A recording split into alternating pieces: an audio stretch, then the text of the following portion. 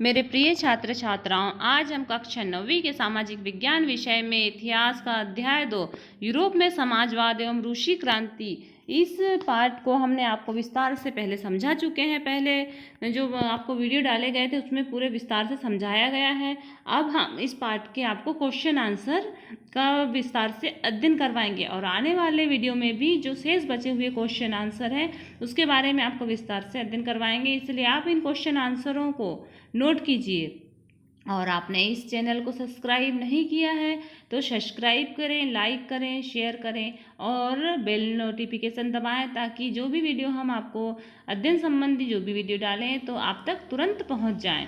देखिए कि प्रश्न क्रमांक आपको जो आपके जो बुक्स है, सोशल साइंस की जो बुक्स है उसमें प्रथम क्वेश्चन है। प्रथम सोशल साइंस की बुक्स में आपको प्रथम क्वेश्चन दिया है, रूस के सामाजिक, आर्थिक और राजनीतिक हालात 1905 से कैसे थे। तो आपको इसका उत्तर नोट करना है कि ग्रामीण क्षेत्रों में समाज मजदूरों, अभिजात वर्ग और चर्च के बीच बढ़ा हुआ था और अभिजात वर्ग व चर्च के सदस्यों के पास विशाल भूमिखंड थे। शहरों में समाज और मालिकों और नौकरों में विभाजित था और श्रमिक अपने अपने कौशलों के अनुसार समूहों में बटे हुए थे। महिला श्रमिक कुल श्रमिक संख्या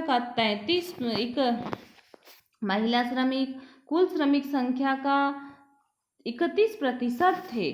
ग्रामीण क्षेत्रों में 85% जनसंख्या कृषि संबंधों कार्यों में जुटी हुई थी। इसमें से अधिकतर श्रमिक या छोटे किसान थे। शहरों में कारखानों के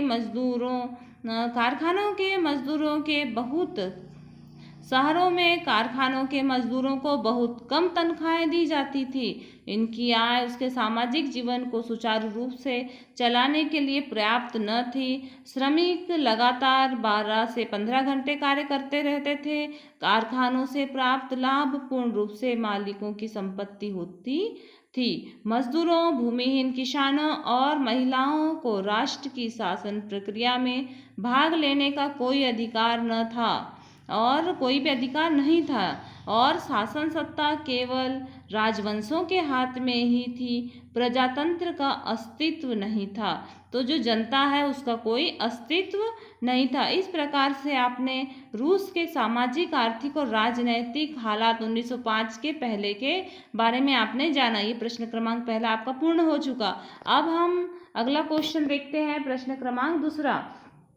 तो प्रश्न क्रमांक दूसरा बोलता है, 1917 से पहले रूस की कामकाजी आबादी यूरोप में बाकी देशों के मुकाबले किन किन स्तर से भिन्न थी। तो 1917 से पूर्व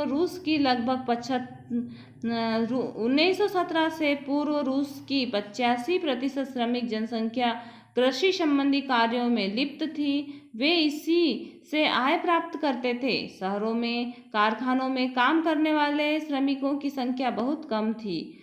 अन्य यूरोपीय क्षेत्रों में कृषि संबंधों कार्यों में लिप्त और श्रमिक जनसंख्या बहुत कम थी। उदाहरण के लिए फ्रांस और जर्मनी में यह जनसंख्या 40 से 50% हुआ करती थी। तो इसमें बहुत आपको नोट करना है। रूसी श्रमिकों का सामाजिक जीवन अन्य यूरोपीय श्रमिकों से अलग था। रूस में छोटे किसान कम्यून में रहकर सामुदायिक कृषि करते थे और वे उत्पादन और लाभ को परिवारों की आवश्यकता आपस में बांट दिया करते थे। इसी प्रकार से हमने प्रश्न क्रमांक दूसरे का आंसर देखा। प्रश्न क्रमांक दूसरे का आंसर कि 1917 से, प्रश्न क्रमांक दूसरा, 1917 से पहले रूस के कामकाजी आबादी यूरोप के बाकी देशों के मुकाबले किन किन स्तर तक भिन्न थी। इसका हमने आंसर जान लिया। अब हम अगला आंसर जानने वाले हैं। अगला क्वेश्चन है हमारा कि 1917 में जार का शासन क्यों खत्म हो गया। 1917 में जार का शासन निम्नलिखित कारणों से खत्म हुआ। 1917 से पूर्व रूस में आर्थिक, राजनैतिक, सामाजिक परिस्थितियां अत्यंत विचारणीय थी। 1917 से पूर्व रूस की आर्थिक, राजनैतिक और सामाजिक परिस्थितियां अत्यंत विचारणीय थी और प्रथम गृह युद्ध में 70 लाख रूसी मारे गए तथा फसलों और इमारतों के नष्ट हो जाने के कारण 30 लाख लोग शरणार्थी बन गए थे। सैनिक युद्ध लड़ने के पक्ष में नहीं थे, इसीलिए वे युद्ध को जारी रखने से सरकारी निर्णय के विरुद्ध थे। 20 फरवरी को सरकारी अधिकारियों के पास 22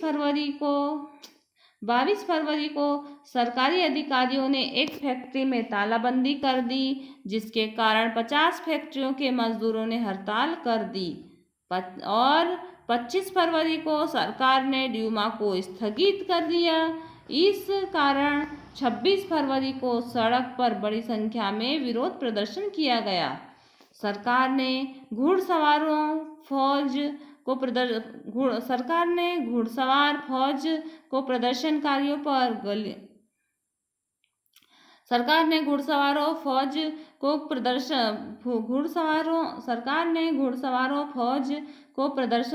पर गोलियां बरसाने का आदेश दिया। सरकार ने घुड़सवार फौज को प्रदर्शनकारियों पर गोलियां बरसाने का आदेश दिया ताकि स्थिति को नियंत्रण में लाया जा सके, परंतु फौज ने यह आदेश मानने से इनकार कर दिया और मजदूरों के हाथ मिल गए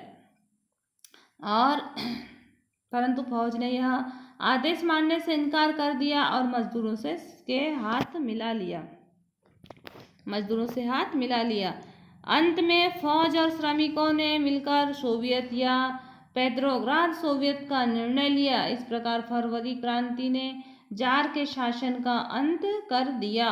फिर हम देखते हैं 2 सूचियां बनाइए और अगला क्वेश्चन देखते हैं हम।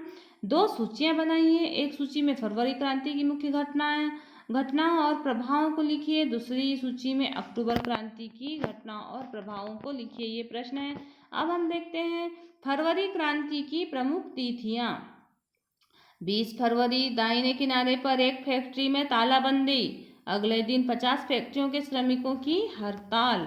24 और 25 फरवरी सरकार द्वारा ड्यूमा का स्थगन, राजनीतिज्ञों द्वारा इस कदम की आलोचना। 26 फरवरी श्रमिक बहुत बड़ी संख्या में सड़कों पर उतरना। 27 फरवरी श्रमिकों द्वारा पुलिस मुख्यालय पर हमला। 2 मार्च जार का त्यागपत्र, जार के शासन का अंत। तो जार के शासन का अंत कब हुआ? 2 मार्च को। अब हम देखते हैं अक्टूबर की प्रमुख घटनाएं।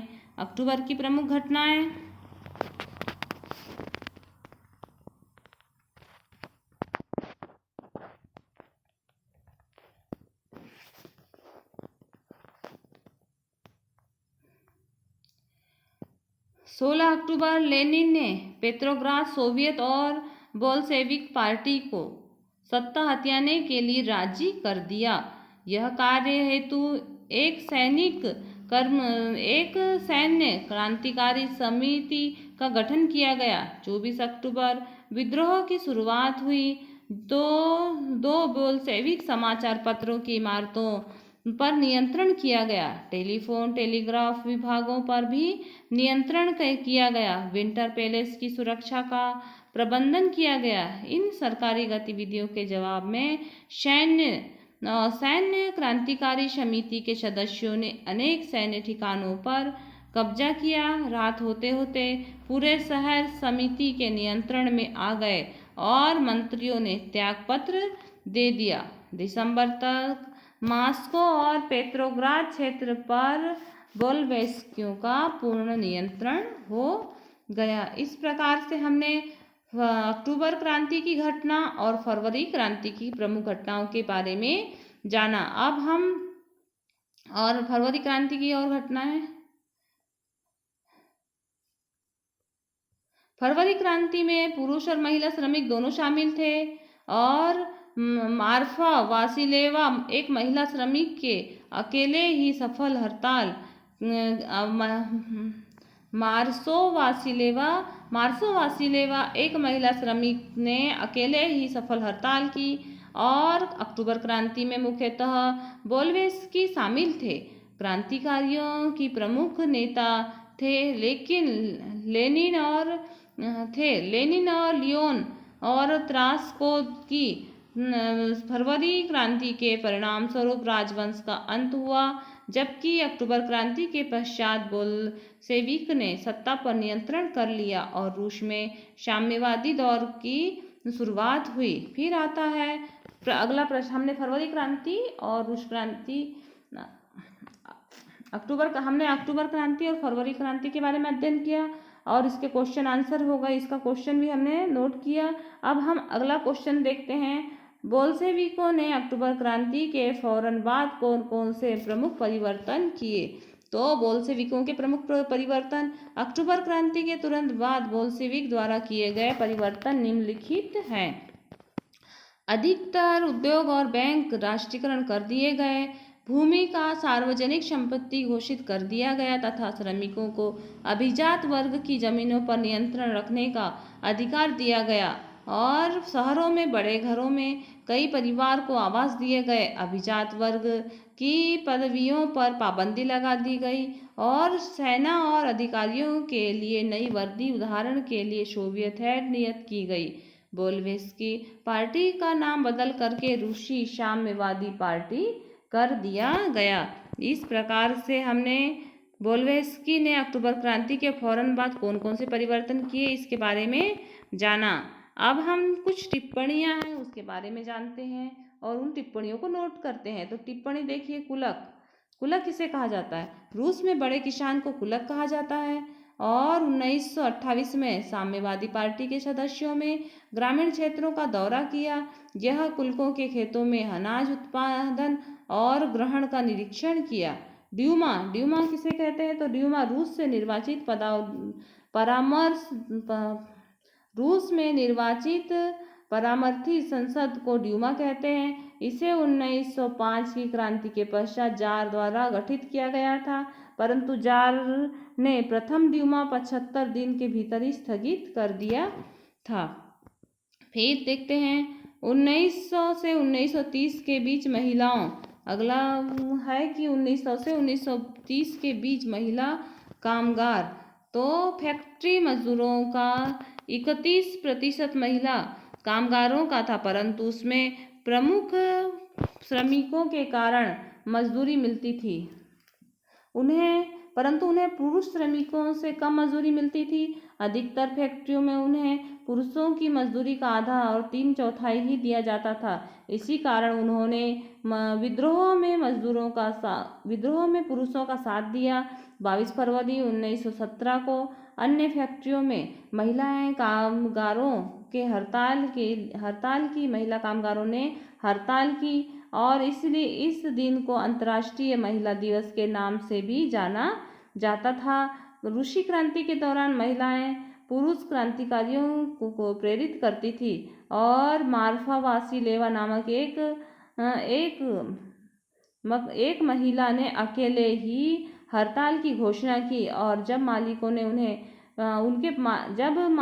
ने उसके पास पाव रोटी का टुकड़ा भेजा तो उसने वह ले लिया, परंतु काम पर वापस जाने से इनकार कर दिया। उसने कहा, ऐसा नहीं हो सकता, केवल मेरा पेट भरा रहे, बाकी सब भूखे मरें, ये हो नहीं सकता। अगली टिप्पणी है उदारवादियों की। उदारवादी रूस में सामाजिक परिवर्तन के पक्षधर थे।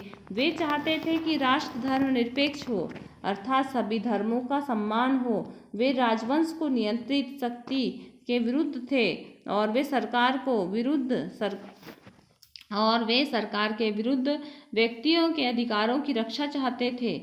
वे चाहते थे राष्ट्रों को एक निर्वाचित संसद द्वारा गठित एक स्वतंत्र न्यायपालिका द्वारा लागू विधान के अनुसार चलाया जाए, किंतु वे लोकतंत्र में विश्वास नहीं करते थे। वे सार्वजनिक मताधिकार के भी विरुद्ध थे।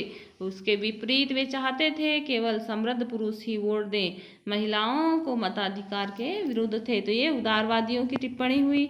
इस प्रकार से